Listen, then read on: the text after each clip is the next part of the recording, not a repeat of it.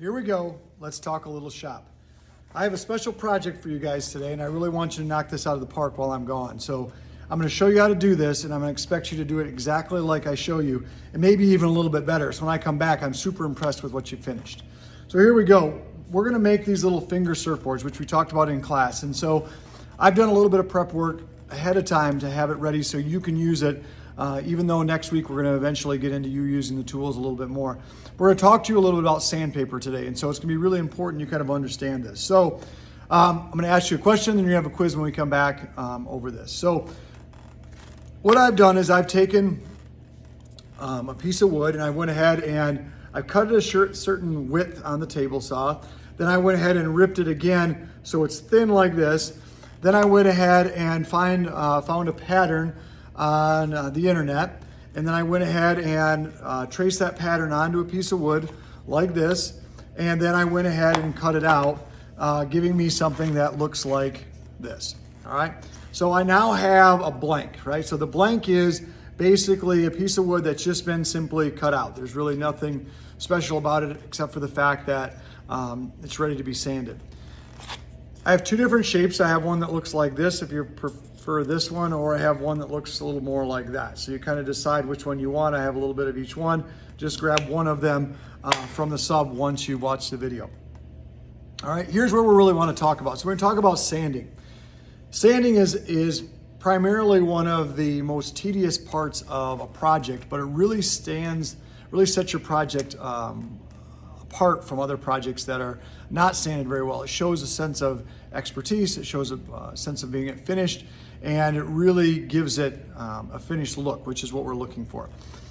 Sandpaper is classified by grit, all right? So some of you already have a little bit of sanding background. You've probably sanded maybe something before. And maybe you use different types of grits of sandpaper. I always tell students, I need you to remember the word grit. And the way I kind of remember that is, I tell students, I said, most of you have been to the beach before. So if you went to the beach and you put your hand down into the sand and you grabbed a hold of a big, huge fistful of sand, and you closed your eyes and you ran your hands through the sand. And I asked you the specific question, tell me what it feels like. And you could say, maybe it feels gritty, all right? If you could use that term. So that's kind of the way we classify, or that is how we classify sandpaper, is by its grit. So actually by the little tiny, right, abrasion or abrasive pieces on sandpaper. So we can talk about a lot of different types of sandpaper. We're just going to talk about wood sandpaper for a change, and talk about how it's classified. So it's classified by its grit, and it's classified by a number. So if I grab a piece of sandpaper here and hold it up, so this is a piece of sandpaper that you'll be using. This is diamond grit sandpaper. And if we look on it, there's a number on the back that's an 80, all right? So this is 80 grit sandpaper. Now, if I just say 80 grit, we really don't know, is 80 rough or is 80 smooth, right? And I will tell you that this is what I want you to know and remember. The lower the number, the grittier or the rougher the sandpaper is. So that means the higher the number, it means it's much, much smoother. So an easy question would be, is an 80 grit sandpaper smoother than 150? Okay, and the answer would be no. 150 is higher, and 150 is going to be smoother than an 80. So the lower the number, the rougher the sandpaper. Typically in woodworking, we work between a 60 or 80. A lot of our sanders are 60 grit or even a little bit lower, some of our larger sanders. But it's going to be, sandpaper is going to go up to 320, and in metal work, you can get up in the 700s or even 1,000 grit sandpaper if you're familiar with painting and wet sanding. But in woodworking, we work from about an 80 grit till about the highest we get is typically a 320. In our case, we have some pieces here that are in the 3. This is a 220 here. You can see the number there. And so these are really, really smooth. You can even look, if you look at my finger on this one compared to this one. Okay. So remember this, that when you sand, you typically walk up and down the ladder, which means that you start, all right, with something on the bottom at the low part, an 80, and you work your way up till it gets smoother and smoother. So until you get something in the 220 to 300 plus range. So that's kind of what we're, and sometimes you might have to back down the ladder. So let's say you get up to a 300 or 320 and you're sanding away. You're like, this thing is really pretty rough and I'm not getting anywhere. So you jump down into 150, sand it some more, then jump back up to that smooth sandpaper and you'll find it to get much, much smoother. So what we're gonna do then is, if you want, you can grab a piece of scrap wood out of one of the boxes. Don't turn any of the machines on, just grab a piece of scrap wood if you can find one. It doesn't have to be exactly like this. You're gonna wrap a piece of sandpaper around it, and you wanna start with something that's fairly rough, so somewhere in the 80 to 100 range. So here's 100C or coarse, and here's an 80 grit.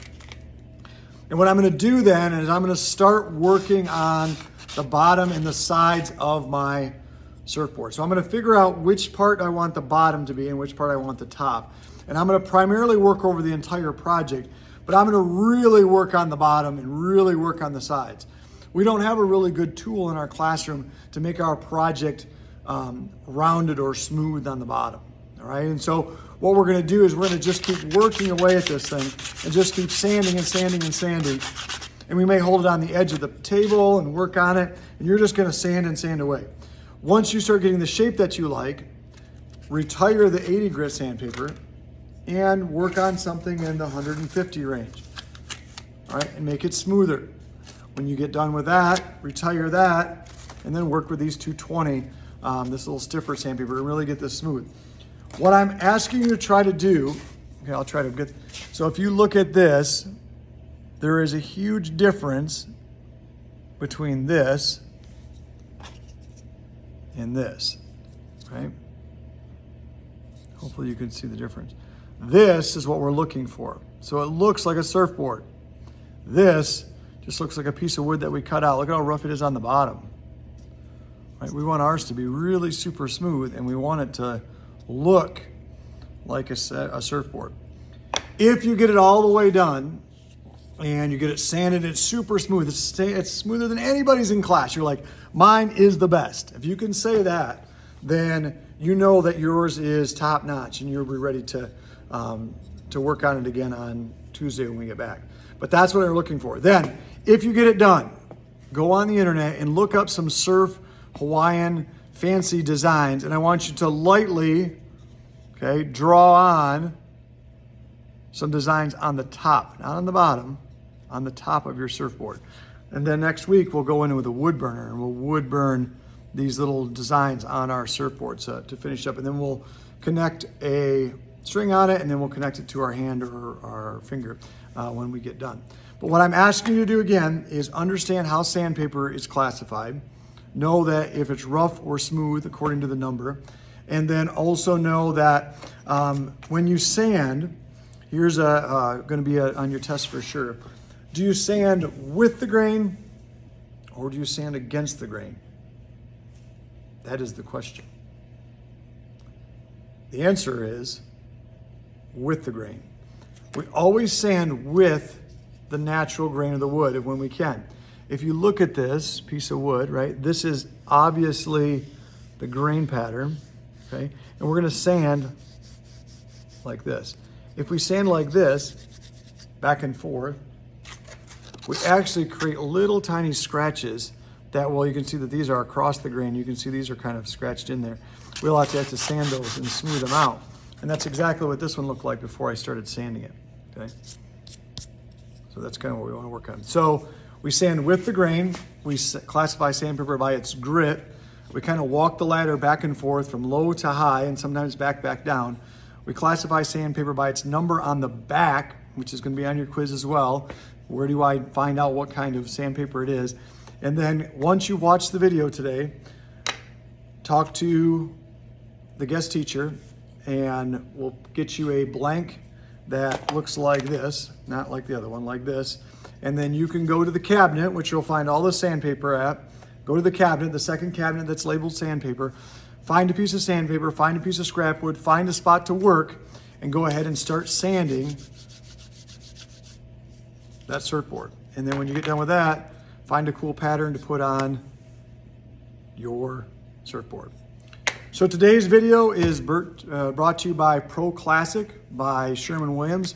When you're looking to paint your house or paint anything in your home, always choose Sherwin-Williams. You will never be disappointed with a quality product. Sherwin-Williams in Muskegon, in the mall, by Sports Clips. You will not be disappointed. Sherwin-Williams, leading brand in paint.